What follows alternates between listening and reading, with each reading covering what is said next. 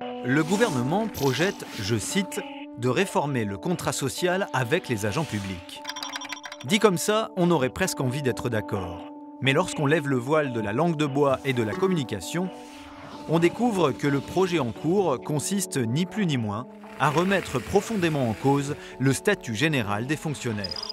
Le projet gouvernemental vise en effet à recruter davantage de contractuels en lieu et place des fonctionnaires sous statut, à instaurer une rémunération au mérite et à prévoir un plan de départ volontaire, notamment pour les agents dont le poste est supprimé. Tout cela conduit à mettre en cause la séparation entre le grade et l'emploi. Cette distinction a l'air technique. Elle est en réalité constitutive de l'indépendance et de la neutralité des fonctionnaires. Elle signifie que quel que soit le poste sur lequel un agent est affecté, en fonction des besoins du service public, l'évolution de sa carrière est garantie par des règles et des principes clairement établis qui préservent les fonctionnaires de l'arbitraire. Remettre en cause cette distinction, c'est affaiblir la neutralité exigée des fonctionnaires et agents publics.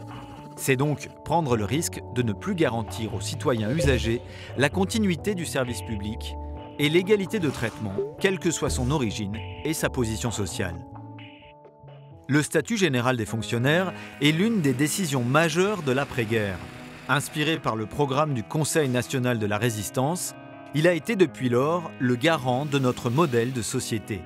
Il est aujourd'hui plus que jamais un indispensable ferment de cohésion sociale.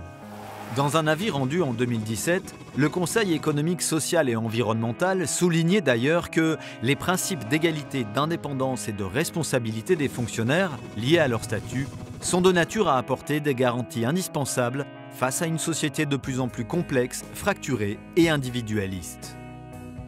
Si pour vous aussi, supprimer le statut général des fonctionnaires, c'est fragiliser la République, alors le 6 décembre prochain, votez FO.